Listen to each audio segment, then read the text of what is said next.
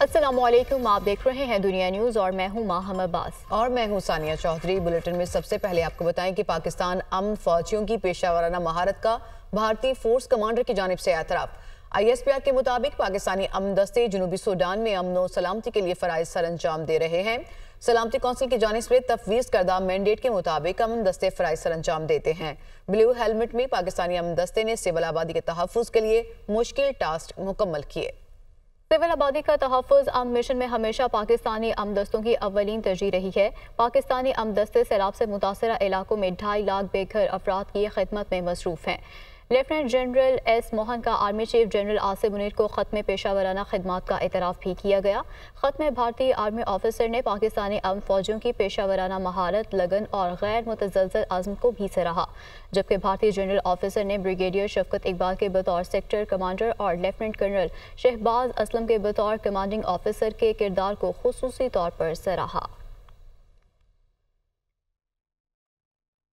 2 Pakistani ख्वातीन एहलकारों major Sania Safdar और major कोमल मसूद को gender advocacy award से नवाजा गया। ISPR के मुताबिक पाकिस्तान की ख्वातीन अमन एहलकारों को उनकी पेशा वराना महारत की वजह से पहचाना जाता है। आलमी सतह खिदमत अंजाम देने के दौरान दोनों अफसरान ने गैर मामूली पेशा वराना महारत और लगन का मुजाहरा किया। अमन और इस्तेहकाम की कोशिशों बिलखसूस अमन ऑपरेशंस में ख़वातीन की बामानी शिरकत को आगे बढ़ाने के हवाले से अहम किरदार अदा किया। ISPR के मुताबिक अमन के क़याम के लिए इनके अहम किरदार का मुतालिका मिशन कमांडरों ने एतराफ़ किया। ये एतराफ़ अक़वाम मुत्तहिदा के अमन मिशन के लिए पाकिस्तान के गैर मुतज़लज़ल अज़्म और पेशा वराना महारत का सबूत है।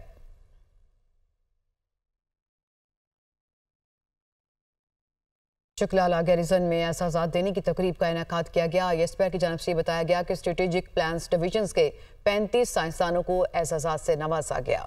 लेफ्टिनेंट जनरल यूसुफ जवान ने chairman joint chiefs of staff committee की जानिब से मेडल्स दिए।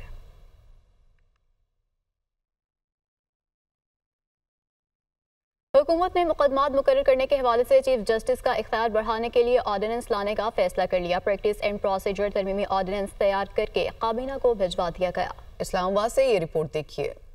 मुकदमात मुकर्रर करने के हवाले से चीफ जस्टिस का इख्तियार बढ़ाने का फैसला। प्रैक्टिस एंड प्रोसीजर तरमीमी ऑर्डिनेंस तैयार। वजारत कानून ने मुजव्वजा ऑर्डिनेंस मंजूरी के लिए काबीना को भिजवा दिया। ज़राए के मुताबिक मुजव्वजा ऑर्डिनेंस के तहत कमेटी के किसी रुकन की अदम दस्तयाबी पर चीफ जस्टिस किसी भी जज को कमेटी का रुकन नामजद कर सकेंगे। प्रैक्टिस एंड प्रोसीजर कानून के तहत 3 रुकनी कमेटी बेंचेस तश्कील देती है। आइन के आर्टिकल 184 की क्लॉज 3 के तहत जारी करदा हुक्म के खिलाफ अपील का हक भी ऑर्डिनेंस में शामिल किया गया है। तरमीमी ऑर्डिनेंस के मुसवदे की काबीना से मंजूरी ली जाएगी। Supreme court practice and procedure तरमीमी ऑर्डिनेंस 2024 के नफाज से अदलिया में मौजूद जो भी कार्रवाई होगी इसका ट्रांसक्रिप्ट तैयार होगा जो अवाम के लिए भी दस्तयाब होगा। इससे अदालती अमल में मजीद शफाफियत पैदा होगी। स्पीकर कौमी असेंबली अयाज सादिक ने चीफ इलेक्शन कमिश्नर को खत लिखकर तरमीम शुदा इलेक्शन एक्ट के तहत मखसूस नशिस्तें अलॉट करने का मुतालबा कर दिया। मुस्लिम लीग नून के अरकान असेंबली ने भी मखसूस नशिस्तों के हसूल के लिए इलेक्शन कमीशन से रुजू कर लिया है। तफसीलात के लिए इस्लामाबाद से ये रिपोर्ट देखिए। स्पीकर कौमी असेंबली सरदार अयाज सादिक का चीफ इलेक्शन कमिश्नर को खत तरमीम शुदा इलेक्शन एक्ट के तहत मखसूस नशिस्तें अलाट करने का मुतालबा। नून लीग के अरकान असेंबली ने भी मखसूस नशिस्तों के हसूल के लिए इलेक्शन कमीशन को दरख्वास्त दे दी। चीफ इलेक्शन कमिश्नर को लिखे गए खत में स्पीकर सरदार अयाज सादिक ने कहा है कि पार्लिमानी निज़ाम की खुद मुख्तारी और वक़ार को बरकरार रखने के लिए पार्लिमानी असूलों पर अमल करना बेहद जरूरी है। तरमीमी इलेक्शन एक्ट के तहत किसी सियासी जमात में शामिल होने वाला आज़ाद रुकन अब पार्टी तब्दील नहीं कर सकता। तरमीम शुदा इलेक्शन एक्ट का इतलाक 2017 से किया गया है। तरमीम शुदा इलेक्शन एक्ट पर अमल दरामद इलेक्शन कमीशन की आईनी और कानूनी जिम्मेदारी है। दूसरी जानिब मुस्लिम लीग नून के अरकान असेंबली की जानिब से इलेक्शन कमीशन को दरख्वास्त में कहा गया है कि इलेक्शन एक्ट में तरामीम के मुताबिक एक मरतबा वाबस्तगी का जमा कराया गया सर्टिफिकेट तब्दील नहीं हो सकता, जबकि जिस सियासी जमात ने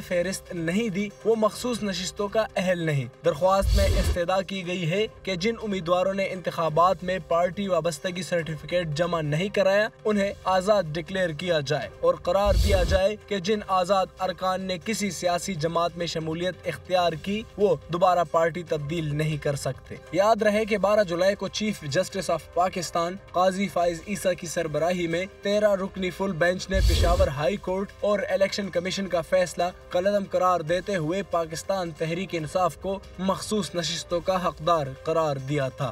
امیر جماعت اسلامی حافظ نعیم الرحمان یہ کہتے ہیں کہ چیف جسٹس کی مدت ملازمت پوری ہو رہی ہے۔ حکومت میں زیادہ تر لوگ فارم 47 والے ہیں۔ فارم 45 پر فیصلہ ہو تو بڑی تعداد میں لوگ گھروں کو جائیں گے۔